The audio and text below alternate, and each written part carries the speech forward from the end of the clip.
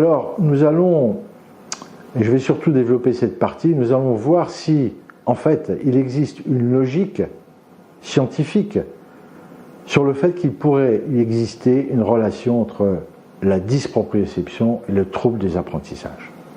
Donc je vais vous récapituler assez rapidement une série de travaux scientifiques qui ont tous été publiés dans la littérature, essentiellement anglo-saxonne, que nous avons pu faire sur les relations entre proprioception et puis trouble des apprentissages.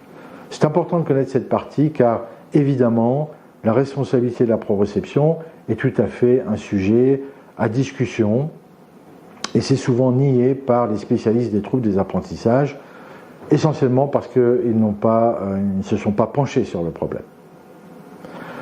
Alors le premier élément qu'on peut dire, c'est que nous avons testé un groupe de normolecteurs et dyslexiques en laboratoire sur un ergomètre, c'est-à-dire que nous avons étudié qu'est-ce qui se passe lorsqu'on mobilise passivement, c'est là que la proprioception joue son rôle essentiel, il n'y a pas de copie déférence, lorsqu'on mobilise passivement un membre, qu'il soit supérieur ou inférieur, à quel moment le sujet est capable de détecter le mouvement.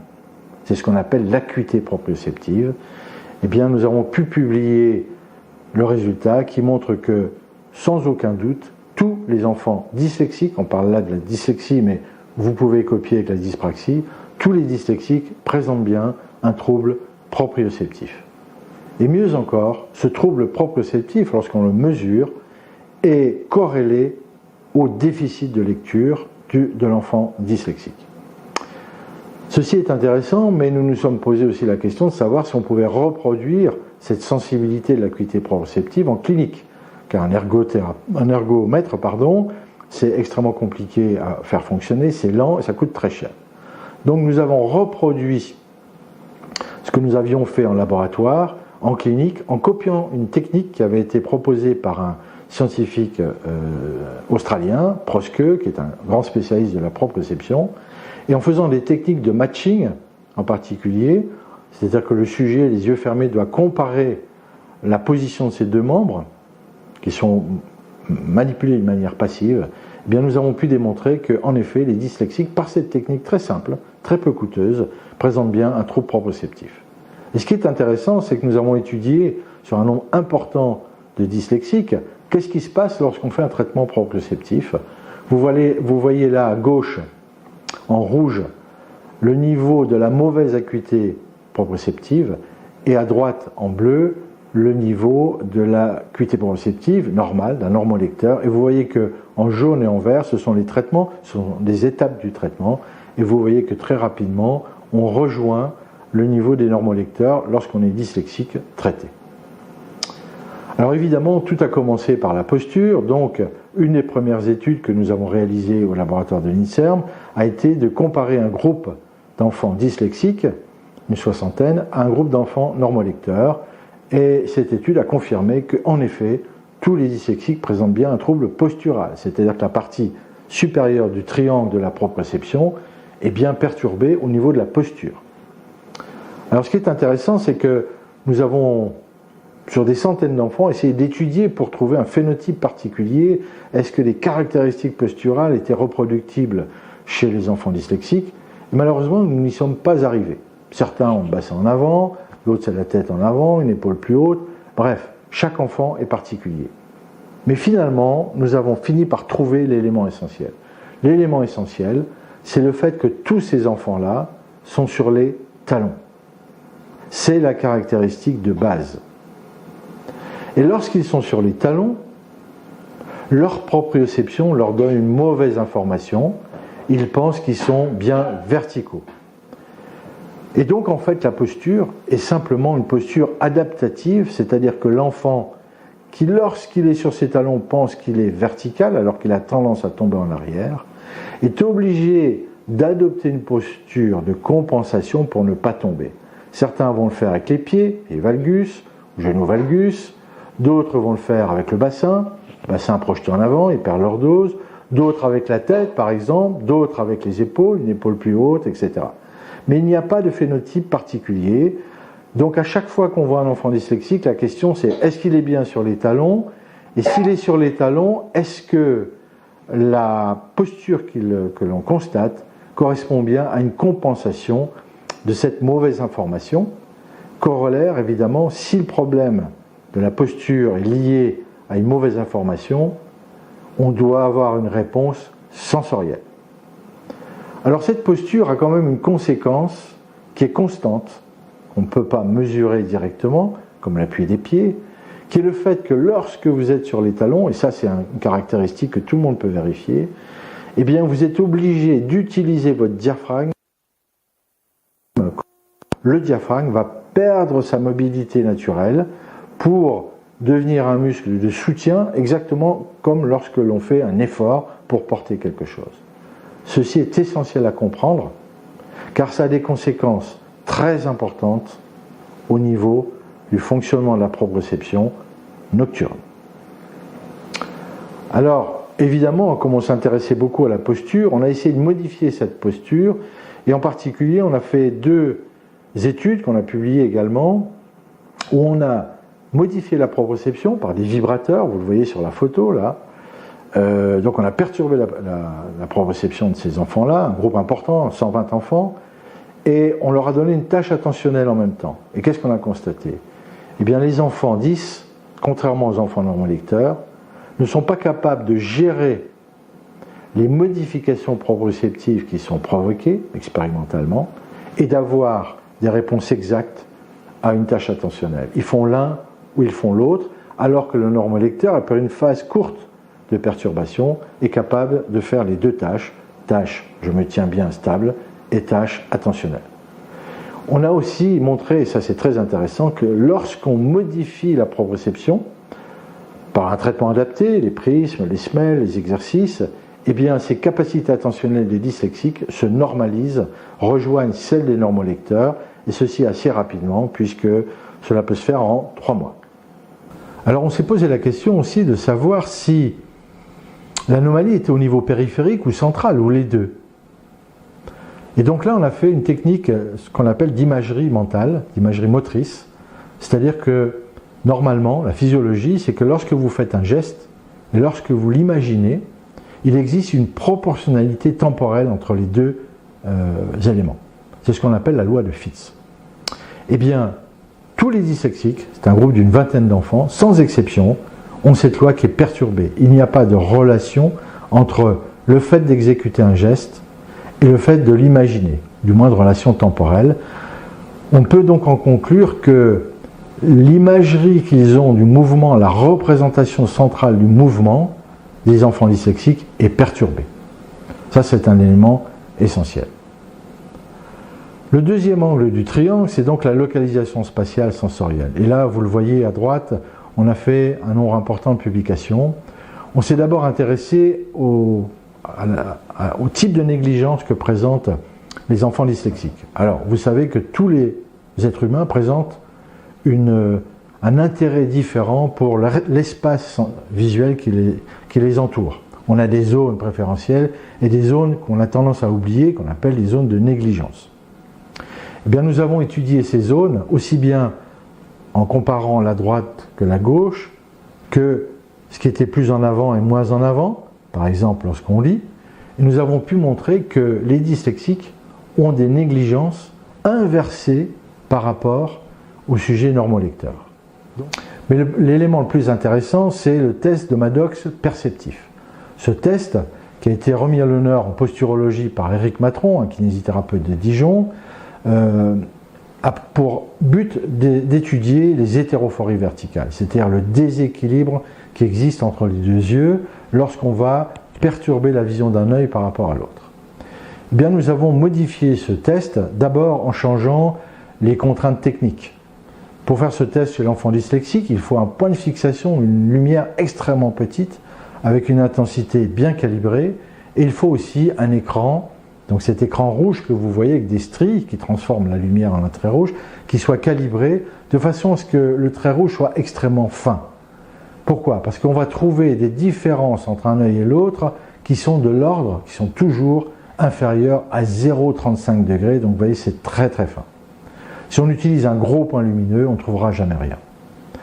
Alors, nous l'avons aussi modifié en changeant non pas les capteurs posturaux, mais en changeant les éléments, les couples qui fonctionnent avec la proprioception, avec des manipulations différentes. Par exemple, au niveau de la bouche, on ne s'intéresse pas à l'occlusion, mais on s'intéresse, si vous voulez, au contact des muqueuses, au fait qu'on stimule les muscles labiaux, etc.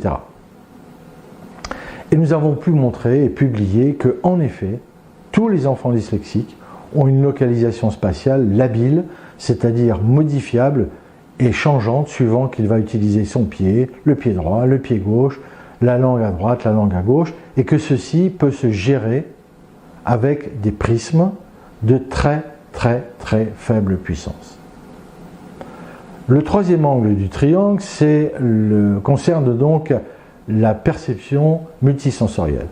Alors ça se fait avec la même chose, c'est-à-dire que le sujet a un écran Maddox sur un œil, et donc on manipule la proprioception, on le met dans des conditions défavorables, et on le force à réagir pour rééquilibrer cette proprioception. Et bien lorsqu'il est dans ces conditions défavorables, toute stimulation sensorielle, et en particulier auditive, c'est celle qui nous intéresse, puisque apprendre à lire, c'est fait correspondre à un son et son image, mais aussi une stimulation cutanée ou directement proprioceptive, comme on le voit sur le cliché directement sur la proprioception paravertébrale, eh bien toute stimulation entraîne des pertes visuelles dont le caractère essentiel est qu'elles sont stochastiques, c'est-à-dire que la même fréquence, par exemple, va provoquer une perte visuelle et pas nécessairement au même endroit. Elles sont imprévisibles et on retrouve toujours la perte de possibilité de prévision, d'anticipation du cerveau qui est extrêmement pénalisante. Un point particulier, lorsque nous avons fait l'étude et que nous avons publié, eh bien nous avons provoqué des vibrations non seulement sur les muscles posturaux, mais aussi sur les muscles non posturaux, par exemple au niveau du poignet.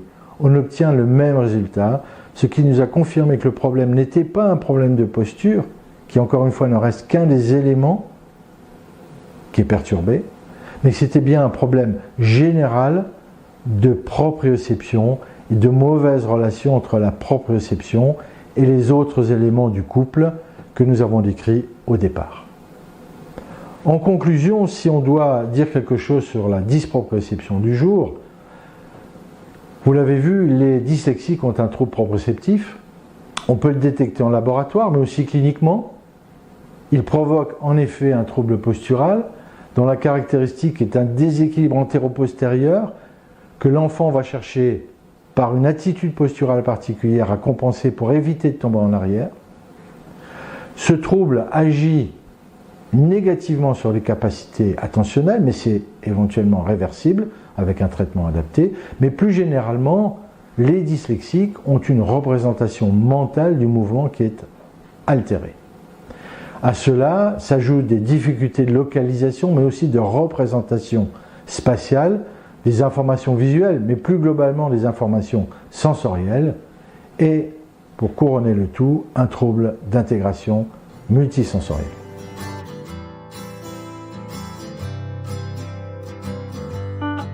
Et la nuit, que se passe-t-il?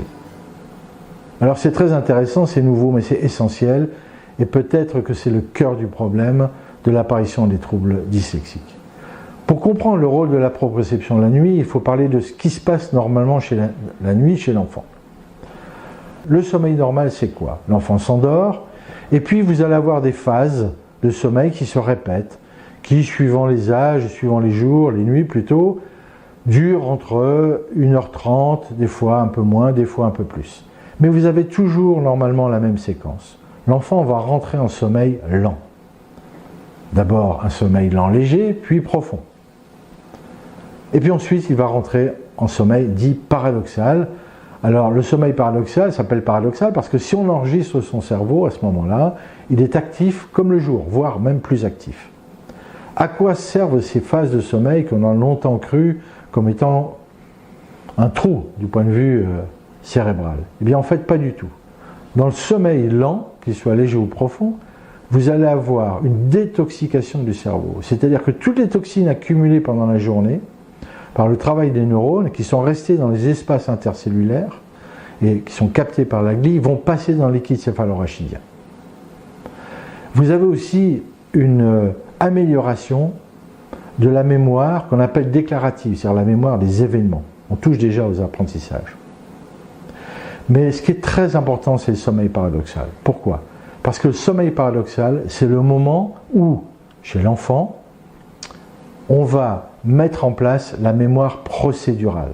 C'est-à-dire cette mémoire qui nous permet d'automatiser les connaissances. C'est vrai pour les connaissances motrices, les habiletés motrices, mais aussi les habiletés cognitives. Cette phase est essentielle pour les apprentissages. L'ensemble est également très important pendant la petite enfance. Vous le savez, on vient au monde avec beaucoup de neurones. Beaucoup de neurones vont migrer pour organiser le cerveau, d'autres vont mourir parce qu'ils ne sont pas utilisés.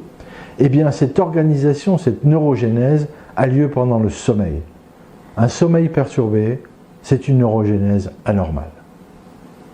Évidemment, quand l'enfant va grandir, si vous avez des perturbations pendant le sommeil, eh bien, vous allez automatiquement avoir des troubles de mémorisation et donc des troubles de la détoxication du cerveau qui vont gérer l'attention de la journée. Et là, on touche évidemment à l'association qui existe très souvent entre les troubles 10 et les troubles attentionnels. Du point de vue organique, quelles sont les caractéristiques du sommeil ? Eh bien, pendant le sommeil lent, on va respirer normalement. On peut respirer en thoracique, on peut respirer en diaphragmatique.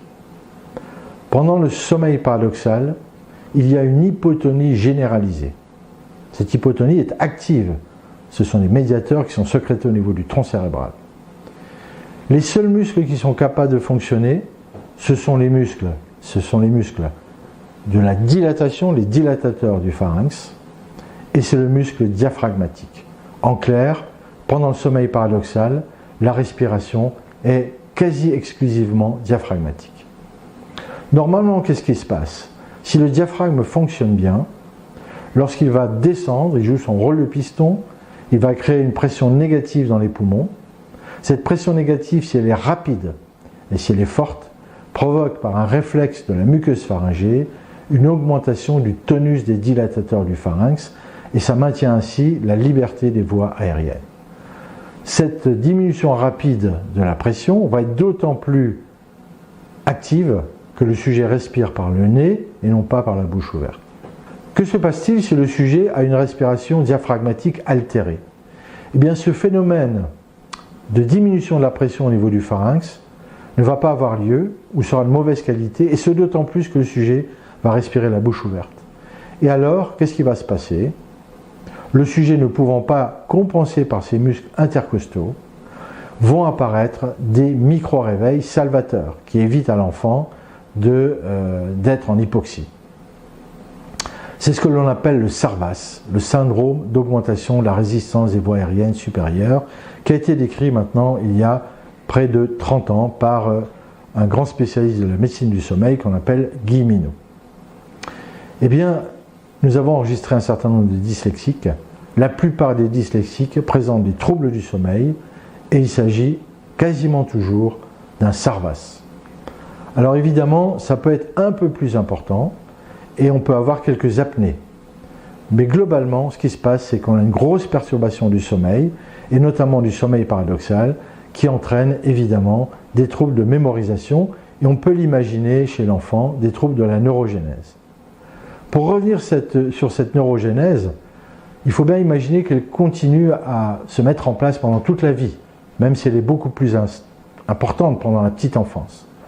Je voudrais citer une étude américaine extrêmement démonstrative qui a été faite il y a 2 ans, publiée en septembre 22, sur 11 500 enfants de l'âge de 8 ans qui n'avaient pas de problème particulier. Certains avaient des problèmes scolaires, d'autres non, et chez lesquels on a étudié le sommeil et où on a fait une IRM fonctionnelle et organique.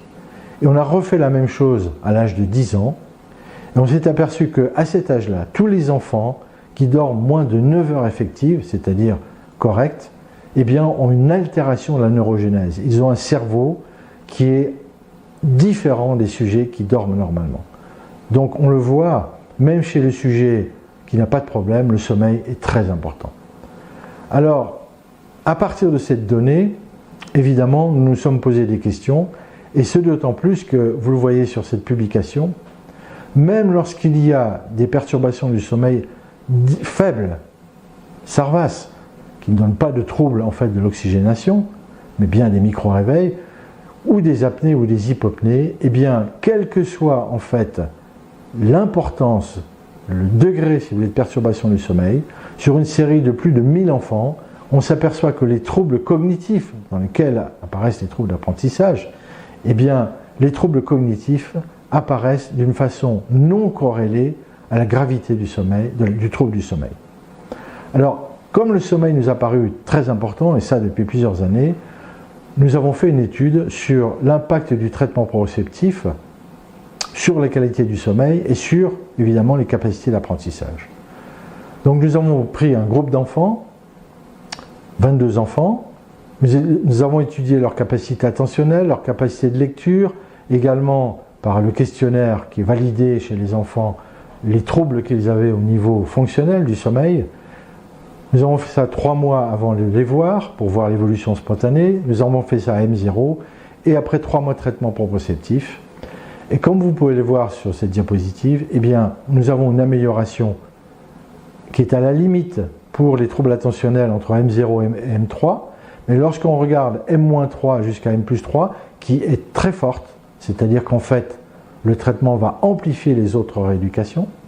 Nous avons également une manifestation très positive au niveau des troubles du sommeil, au niveau des troubles subjectifs observés par les parents, puisque le P est inférieur à 0,01 lorsqu'on étudie les troubles du sommeil. Et puis, lorsqu'on étudie la lecture, on s'aperçoit qu'en effet, on a une nette amélioration à partir du moment où l'enfant est traité, alors qu'avant, l'amélioration est quand même très peu sensible, voire pas sensible du tout. Mais ce qui est aussi intéressant sur l'amélioration de la lecture, chez ces enfants qui par ailleurs faisaient de l'orthophonie, c'est que lorsque l'on compare ce qu'il y avait à le niveau à M-3 et à M+3, eh bien à ce moment-là, on a une très très nette amélioration avec un P sur l'efficience de lecture qui est inférieur à 0,01. C'est-à-dire que le traitement proprioceptif amplifie les autres traitements. Et vous voyez en dessous la partie inférieure de la diapositive, 4 enfants parmi ces 22 n'avaient pas fait les exercices qui étaient conseillés pour restaurer une bonne qualité de sommeil, une bonne respiration abdominale. Ces enfants-là n'ont pas progressé. En clair, modifier la proprioception le jour, c'est bien. Mais si vous vous contentez de cela, vous n'aurez pas de bons résultats sur les capacités scolaires, sur les apprentissages. En conclusion, si on reprend le schéma qu'on avait au départ, vous voyez que pour nous, la proprioception la nuit est à la base de troubles du sommeil qui, chez le jeune enfant, vont donner des troubles de la neurogénèse et aussi de la construction du cerveau. On sait d'ailleurs que le cerveau des enfants 10 en IRM organique ou fonctionnel, morphologique ou fonctionnel, est différent des sujets des neurolecteurs. Pour nous, le sommeil joue un rôle important dans ce phénomène, mais aussi pendant toute la vie, vous allez avoir une altération des habiletés motrices, mais aussi cognitives, et donc une altération parallèle de la mémoire procédurale, et cela joue un rôle très important, pour nous central dans l'apparition des troubles 10. Et on pourrait dire aujourd'hui, je le dis encore avec prudence, mais je pense que d'ici une vingtaine d'années, il faudra beaucoup de temps encore, on pourra classer les troubles 10 dans les maladies du sommeil d'origine proprioceptive. Juste une petite anecdote pour terminer sur ce chapitre.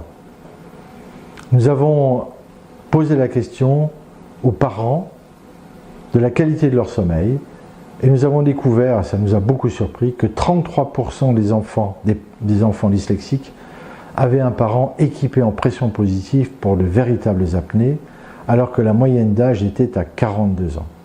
Donc on est largement au-delà de la norme. Ce qui se transmet, ce n'est pas le trouble 10, c'est bien le trouble proprioceptif. Et l'idée, c'est que si ce trouble proprioceptif ne donne pas de troubles nocturnes, il ne donnera pas de troubles des apprentissages.